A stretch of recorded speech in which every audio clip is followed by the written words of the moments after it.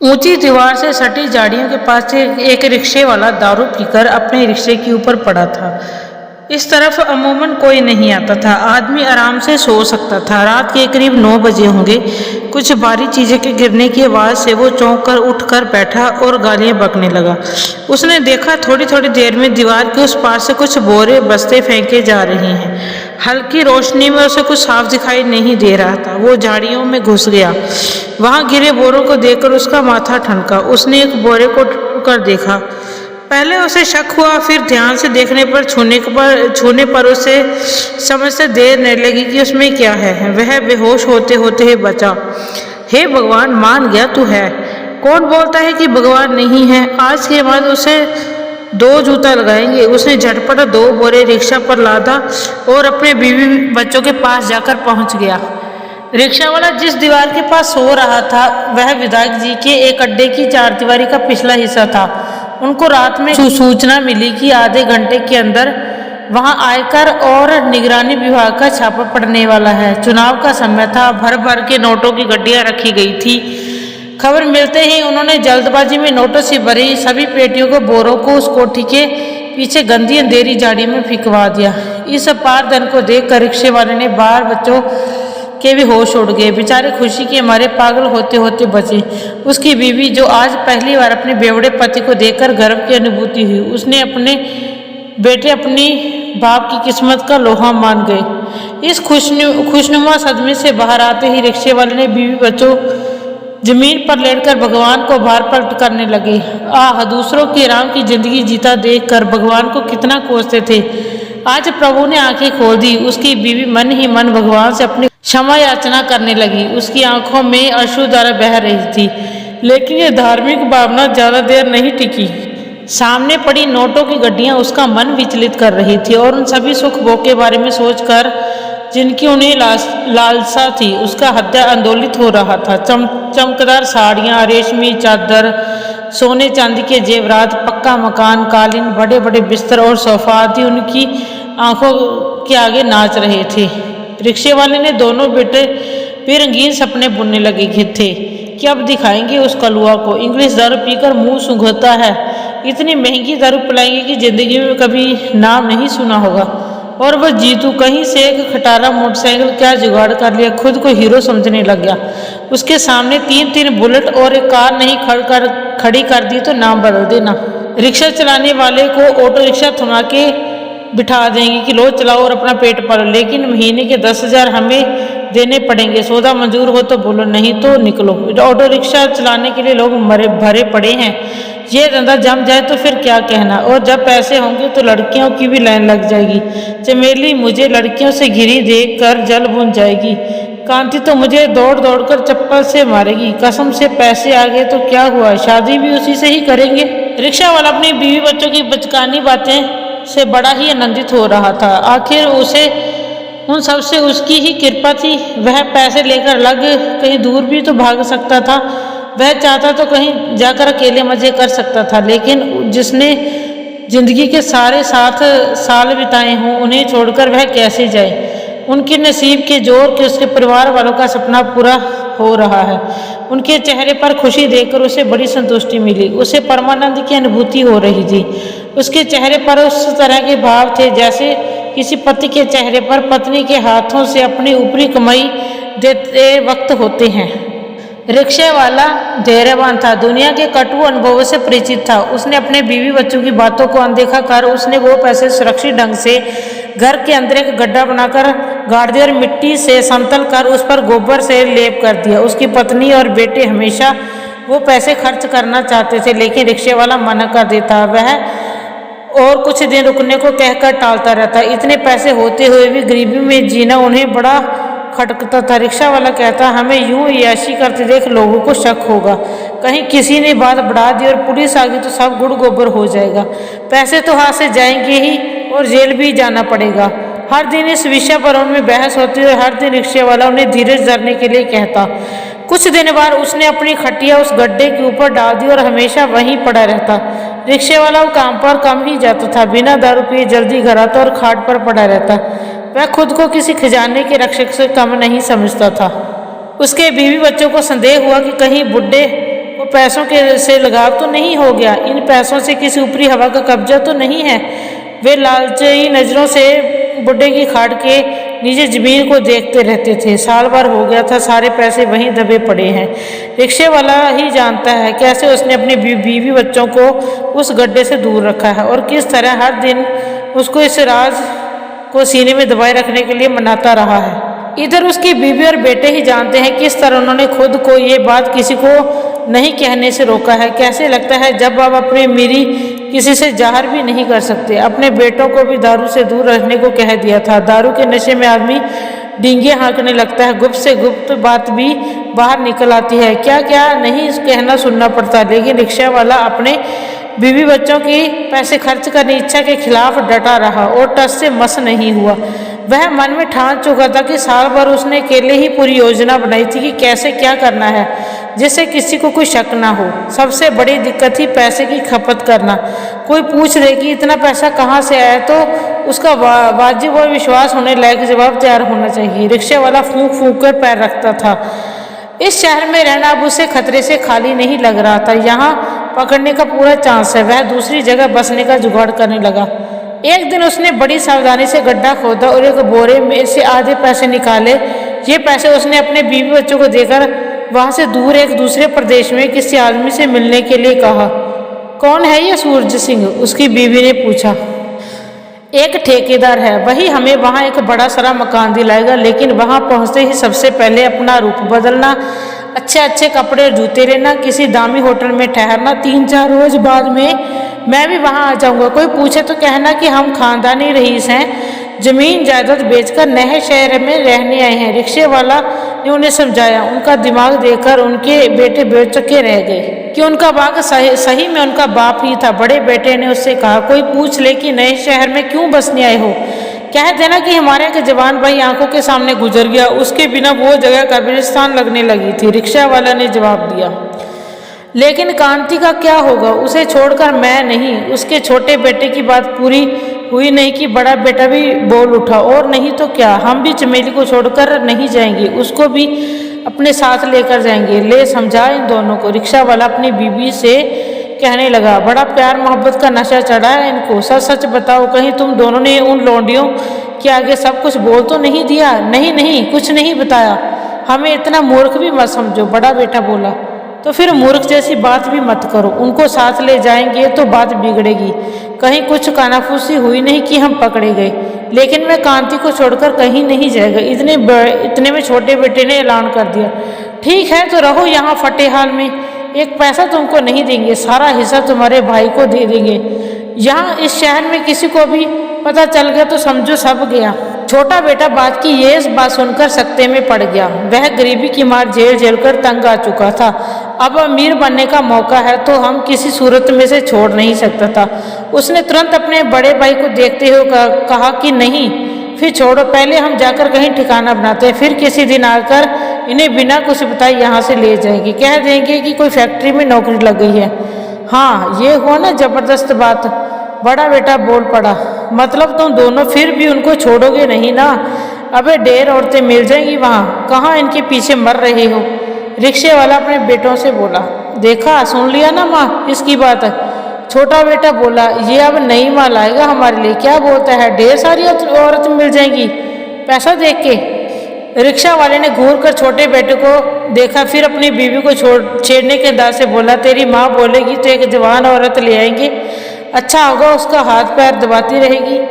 हाथ पैर दबाने के लिए बेटे हैं ना, बहू ले आएंगे। जब फूटी कौड़ी नहीं थी, हमसे लड़ कर दारू पीने के लिए पैसे मांगे और अब पैसा आ गया तो जवान और तो खोजने निकल जाके दिखाओ। अंगारे से मुंह ना फूंक दिया तो दुख के समय साथ रखा, अब सुख आया तो दूसरी औरत। वारे बुढ़े। रिक्शे वाले की बीवी ने ये सब बातें सोच कर कही। अगर बुढ़े के मन में गलती से भी कुछ ऐसा विचार हो तो वो समझ जाए।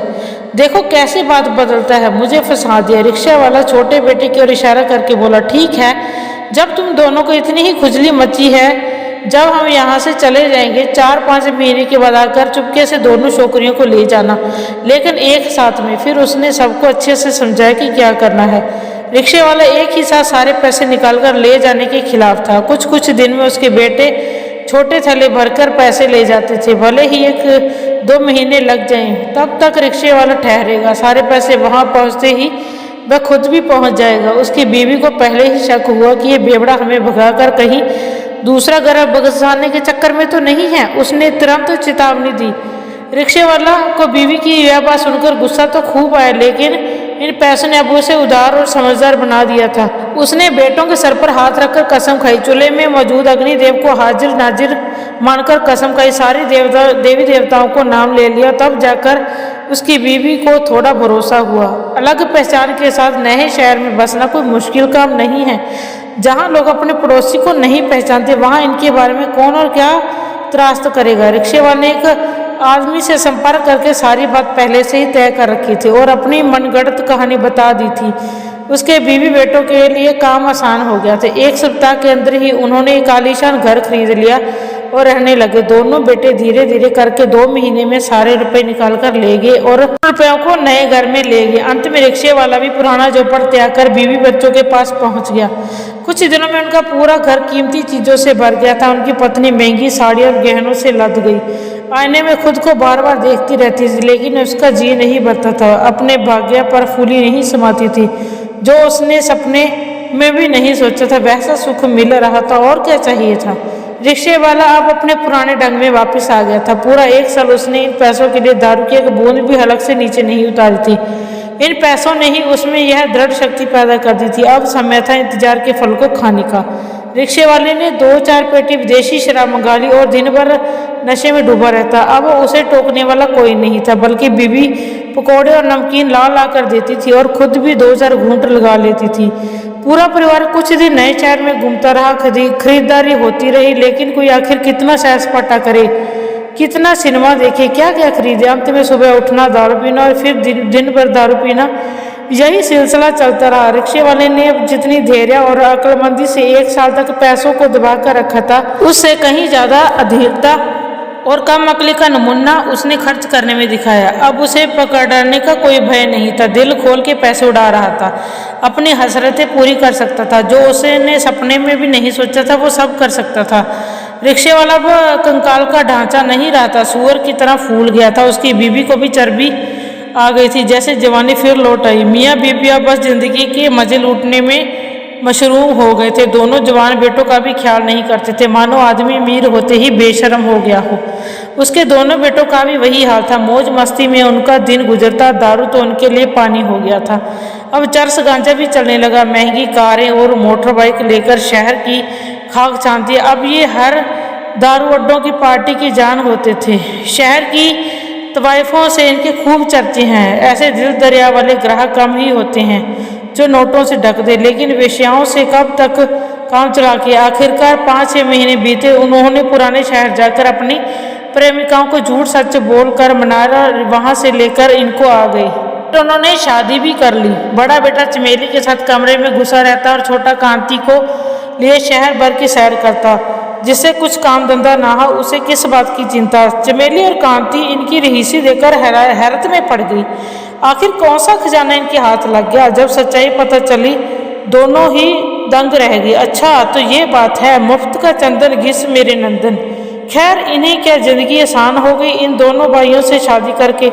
4-5 महीने मस्ती में बीत गए। दौलत चुंबक है जिसकी जो लोहे की तरह खींचती चली जाती है। पार्टियों और क्लबों में औरतें उन्हें घेरे रहती। रिक्शे वाले के 2 बेटे इतने सियाने थे, वो खुद को चुंबक समझ रहे थे और चालाक औरत के असली इरादे नहीं भांप सके। उन औरतों के फेर में पड़कर अपनी बीवियों को भूल गए। अपनी बीवियों के साथ गाली गलौच, लात जूता किसी हद तक मंजूर हो सकता था, लेकिन पराई स्त्री से पति का संबंध किसी भी हालत में बर्दाश्त नहीं होता। चमेली ने एतराज जताया तो पति ने उसे गवार और देहाती कहकर मजाक उड़ाया। रईसों की यही तो पहचान है, शराब और शराब पर दौलत उड़ाना। कांति ने अपने पति से कहा तो बेचारी पर 2-4 हाथ पड़ गए। रिक्शे वाले छोटे बेटे को बड़ा असहनीय लगा कि शादी करके उसने जिस लड़की की जिंदगी संवार दी वही अब छोटी छोटी बातों में सवाल जवाब कर रही है। दोनों बहुओं ने सास ससुर से शिकायत की। रिक्शा वाला तो कभी होश में ही नहीं रहता था। उसने सुना तो बोला, इन पैसों से मुझे जो ऐश करना था वो ये कर रहे हैं और मैं यही इसी बुढ़िया के साथ मर रहा हूँ। यही दोनों का अच्छा है, बीवी तो है ही, बाहर भी मौज मस्ती कर रही हैं। रिक्शे वाले की पत्नी बस इतना कहा कि हम क्या बोलें, ये तुम लोगों का अपना बात है, उन लोगों को तुम ही लोग समझाओ, अब तुम माँ बनने वाली हो, सब्र से काम लो। सास ससुर से नाराज होकर चमेली और कांति को और कोई उपाय नहीं सूझा, दोनों ही पेट से थी। पतियों के व्यवहार से तंग आकर उन्हें वहीं रहना था, सो उन्हें हालातों से समझौता कर लेना ही श्रेष्ठ समझा। एक दिन की बात है, रिक्शे वाले के दोनों बेटे एक एक औरत घर लेकर पहुंचे। चमेली और कांति ने घुड़की दी, रोना धोना किया, लेकिन दोनों नशे की हालत में थी। बीवियों का इस तरह कोलाहना मचाना उन्हें अखर गया। उस दिन जमकर उन्होंने अपनी अपनी बीवियों की पिटाई कर दी, फिर उन बुझारू औरतों के साथ ले कमरों में घुस गए। उनकी माँ खड़ी तमाशा देखती रही, लेकिन उनकी बीवियों के लिए पानी सर से ऊपर उठ गया था। उन्होंने उसी क्षण बोरिया बिस्तर बांधा और अपने अपने पुराने शहर की ओर चल पड़ी। उनकी सास ने उन्हें रोकने की बहुत कोशिश की, मगर चमेली और कांति अब कुछ नहीं सुनना चाहती थी। धन संपत्ति कमाने में जितना मेहनत और मशक्कत लगता है, उतना ही खर्च करने में भी लगता है, तो कोई कंगाल नहीं होता। बड़े बड़े व्यापारी कभी खुद को दिवालिया घोषित नहीं करते, राजा रंक नहीं होता, लेकिन ऐसा नहीं है। पैसा उड़ाना चाहे तो दिन भर में करोड़ों उड़ा सकते हैं, खर्च के साथ कमाई भी तो हो, दौलत थोड़ा बहुत सुरक्षित रहता है। यहाँ तो आमदनी शून्य है और खर्चा 100 था। करीब 1.5 साल के अंदर ही आधे से ज़्यादा रकम उड़ गई थी। पूरा परिवार विदेशी और महंगी चीज़ों का इस्तेमाल कर रहा था। विदेशी शराब, कपड़े, जूते, परफ्यूम आदि इत्यादि नाना प्रकार की वस्तुओं का उपयोग करते थे। अमीर आदमी के दोस्त भी जल्दी बन जाते हैं और अमीर आदमी अपने दोस्तों को खिरा समझकर कुछ न कुछ तोहफे में भेंट भी करता रहता है। और रिक्शे वाले के दोनों बेटे तो अपनी मीरी का डंका बजाते घूमते रहते थे। इनकी भी 20 यार दोस्त बन गए थे और जो इनके विशाल हृदय का भरपूर लाभ उठाते थे। दोनों बेटे खासकर औरतों पर बेशुमार दौलत लुटा रहे थे। दोनों बेटों में से बड़े बेटे ने तो कुछ युवतियों को नई कारें तक खरीद के तोहफे में दे दी थी। छोटा बेटा हीरे की अंगूठियां, सोने की घड़ी जैसी चीजें बख्शीश में देता। जुआ सट्टा भी चलाता। आखिर कितने दें? रिक्शा वाला चिंतित हुआ। बड़ी जल्दी इतने पैसे खर्च हो गए, आधे बोरे से भी कम बचे हैं। निकाल कर गिनना चालू किया तो 27 लाख रुपए बचे थे। उससे कुछ राहत महसूस हुई। 27 लाख रुपए कम नहीं होते। उसने अपने बेटों को बुलाया और कोई काम धंधा चालू करने के लिए कहा। उन्हें समझाया कि इस तरह पैसे लुटाते रहे तो 2 महीने में फिर से कंगाल हो जाएंगे। 2-4 दिन तो इसी बात पर बहस चली कि क्या धंधा करे, कुछ ऐसा करे कि समाज में इज्जत भी बची रहे। यह नहीं कि छोटा मोटा काम धंधा लेकर बैठ गए और जगहसाई होगी। कल तक गगन में उड़ते फिरते थे, आज धनिया बेच रहे हैं। आखिरकार शहर के महंगे माल में एक जगह भाड़े पर ली गई और एक इलेक्ट्रॉनिक सामानों की दुकान खोली गई। करीब 23 लाख रुपए खर्च हो गए। सप्ताह भर में व्यापार चलाने के लिए 2 नौकर भी रख लिए, जिससे मालिकों की लापरवाही और बुद्धिहीनता ज़्यादा दिन तक छिपी न रह सकी। अब वो काम कम और आराम ज़्यादा करते, टेढ़े ग्राहकों को खूब भगा देते थे। कौन उनसे बहस करे? वे दुकान की रोज की कमाई पर भी हाथ साफ करने लगे थे। नतीजा दुकान घाटे में चलने लगी और ये दोनों भाई सब कुछ नौकरों पर छोड़कर अपनी मौज मस्ती में ही डूबे रहते थे। 2-4 दिन में कभी दुकान की राह पकड़ते, 5वें दिन में दुकान बंद करने की नौबत आ पड़ी। बड़ी मिन्नतों के बाद उसकी माँ ने कुछ गहने और गिरवी रखकर उन्हें धंधा चलाने के लिए पैसे दिए। सब कुछ खत्म हो रहा था। उन दोनों भाइयों को अब वो दोस्त और औरत भी कहीं नजर नहीं आ रहे थे। शराब की लत ने बाप बेटों का खर्च यूं ही बढ़ा रखा था। कितनी भी कोशिश करते, लेकिन दारू के बिना खुद को मृत महसूस करते। दारू की घूंट अंदर जाते ही जैसे उनमें प्राण का संचार हो जाता था। रिक्शे वाले की बीबी अब संभल गई। उसे अंदाजा हो गया था कि आगे क्या होने वाला है। औरत घर परिवार चलाने में माहिर होती हैं, बचत कर करके रखती हैं, लेकिन रिक्शे वाला की पत्नी ने ऐसा कुछ भी नहीं किया था। ले देकर सोने चांदी हीरे के जेवर ही उसकी संपत्ति थी, जिस पर हाथ पड़ भी चुका था। वह पति और बेटों को खर्च कम करने के लिए कहती है। वो सहमति तो जताते हैं, लेकिन अपनी हरकतों से बाज नहीं आते। पहले अपनी कारें बेची, फिर मोटरसाइकिल की बारी आई। कुछ दिन बाद तो ये हाल होगा कि दुकान के कमरे का भाड़ा देने के लिए भी पैसे नहीं। उनके नौकरों ने ही सब कुछ चौपट कर दिया। धंधा बंद करना पड़ा। अब सारे रुपए खत्म हो गए थे, लेकिन घर में सोने गहने ही बचे थे। वही बेच कर उन्होंने अपनी रईसी बरकरार रखी। चंद महीने के अंदर सारे गहने भी उठ गए। उसी समय उनका बाप बीमार पड़ गया। रिक्शे वाला शराब पी पी कर अपने गुर्दे और कलेजा बेकार कर चुका था। किस्मत का खेल देखिए, अब उसके इलाज के लिए घर में पैसे नहीं थे। 2 महीने के सस्ते इलाज के बाद बेचारा रिक्शे वाला सरकारी अस्पताल में दम तोड़ गया। उसकी बीवी बेटों को कोसने लगी। बाप की मौत ने बेटों की बुद्धि खोली, कहाँ थे और कहाँ आ गई। दुख इस बात का था कि रिक्शे वाला ने अपनी जिंदगी ऐशोआराम में जी और भले ही मौत गरीबों वाली हुई हो। दोनों बेटों को अब अपनी पत्नियां याद आने लगी। हे भगवान, वो तो पेट से थी, बच्चे भी बड़े होंगे अब तक तो। पता नहीं कहीं उन्होंने गर्भपात ना करा दिया हो। किसी दूसरे मर्द के साथ भागने में और तो समय ही कितना लगता है। ऐसा ही हुआ दूसरा ठिकाना मिल गया होगा उन्हें।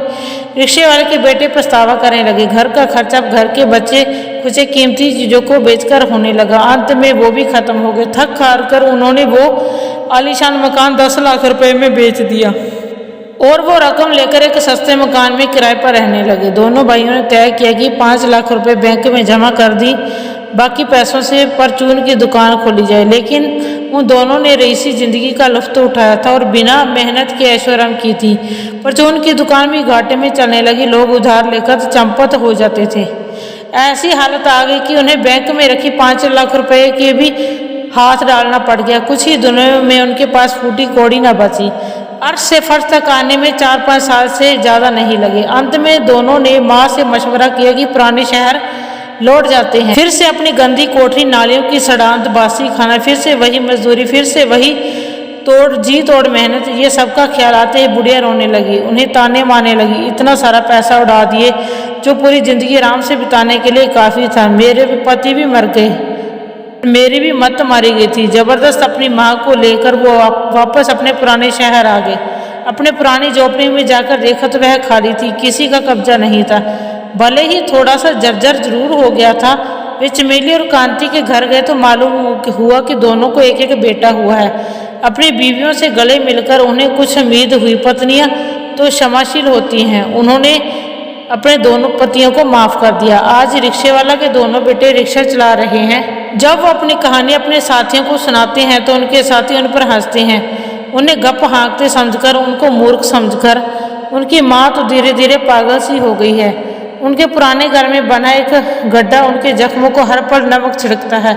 अमीरी की समृद्धियाँ अब मधुर ना रही बल्कि जहर सी हो गई थी।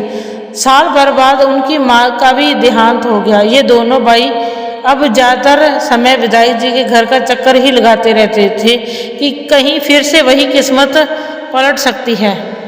तो दोस्तों,